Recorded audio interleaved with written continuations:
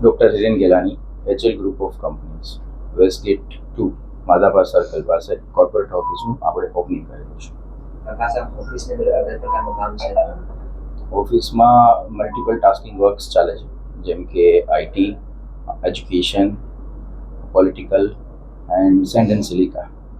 ખાસ political adviser તરીકે આપ કામ કરો છો. ખાસ મહારાષ્ટ્રમાં પણ જવાબદારી સોંપવામાં ખાસ ખૂબ સારું રિઝલ્ટ આવ્યું છે. તેના મુખ્યમંત્રીએ પણ આપની પ્રશંસા કરી છે. એ પ્રકારની જવાબદારી હતી અને મુખ્યમંત્રીએ જે પ્રશંસા કરી છે આપને કેવું લાગે?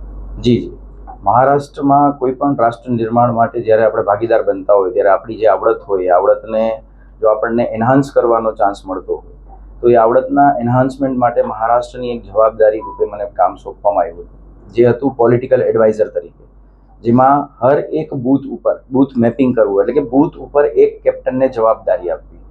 90,000 બૂથ મહારાષ્ટ્રના અને હરેક બૂથ ઉપર એક બૂથ કેપ્ટનની જવાબદારી સોંપીને હરેક બૂથ કેપ્ટનને હરેક વોટરને મળવાની જવાબદારી સોંપવામાં આવી, જેમાં ઘણી અંશે અમે સફળ રહ્યા. લાડલી બહેનાઓ જેવી યોજનાઓ કે જે લાડલી બહેના જેવી યોજનાઓને લાભાર્થીઓ સુધી પહોંચવાની રણનીતિ ઘડી, એ રણનીતિના કારગર પરિણામ અમારી સમક્ષ આવ્યા. તો આ બધાનો સરવાળો કરીને આ ભવ્ય જીત મળી છે. બધા કાર્યકર્તાઓની મહેનત સિવાય ક્યારેય જીત હોતી નથી.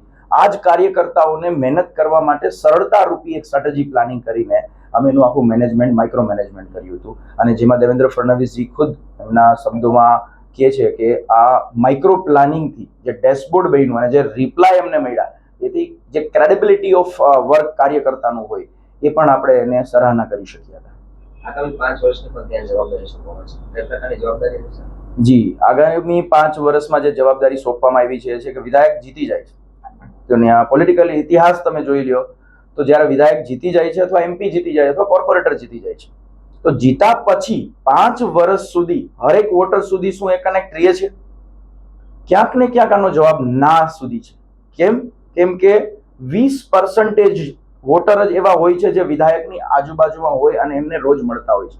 બાકીના 80% વોટર એ વિધાયકના કોન્ટેક્ટમાં હોતા નથી.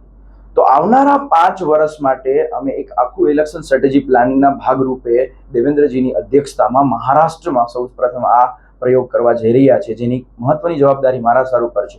જેમાં અમારો રોલ છે, અમે હર એક વોટરને વિધાયક સુધી પહોંચાડવા માટે એક ટીમ બનાવવાના છીએ. માની લ્યો કે 90,000 બૂથ આખા મહારાષ્ટ્રના છે, એક વિધાનસભાની અંદર 300 જેટલા બૂથ છે, તો 300 બૂથ ઉપર અમે બૂથ કેપ્ટનની નિયુક્તિ કરશું, અને બૂથ કેપ્ટનની નિયુક્તિ બાદ જે એરિયાનું કામ થાય છે એ એરિયાનું કામ વોટર સુધી પહોંચાડવું.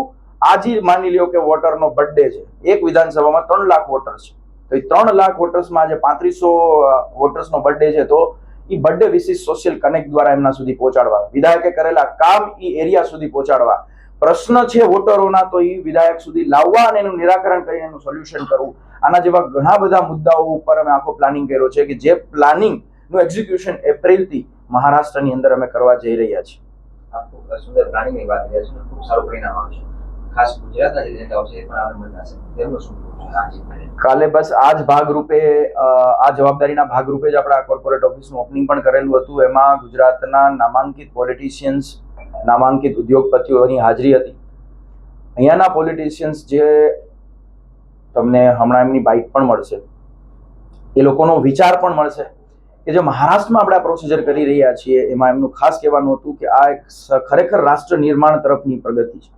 કેમ કે તમે વોટરને ક્રેડિબિલિટી પણ આપો છો, વોટરને ટ્રાન્સપરન્સી પણ આપો છો, તો આ વસ્તુ ગુજરાતમાં પણ થવી જોઈએ, કે જેમાં હરેક વોટર સુધી હરેક વિધાયક લાઈવ કનેક્ટેડ રહે. આ કોઈ પોલિટિકલ પોઈન્ટ છે જ નહીં, આ કોઈ એવું વિધાયકને વોટર સાથે રાખવાનો વાત છે જ નહીં. આ એક ડેવલપમેન્ટનો સિનારીઓ છે, જે કાલ સવારે 5 વર્ષ સુધી કયા વિધાયકે કેટલું કામ કર્યું છે એ વોટર સુધી પહોંચાડવાની આ પ્લાનિંગ છે, જેમાં ઘણા બધા પોલિટિશિયન્સે પોતાના વ્યૂઝ આપ્યા અને એમ પણ કીધું છે કે અમારા ગાઈડન્સમાં, એટલે કે એમનું પણ આપણે ગાઈડન્સ લેવાના છીએ, એમના પણ નિર્ણયો લેવાના છીએ, અને આ પ્રોડક્ટ્સને ખૂબ સારી રીતે આગળ વધારી શકીએ એવા પ્લાનિંગ અમે કરવાના છીએ.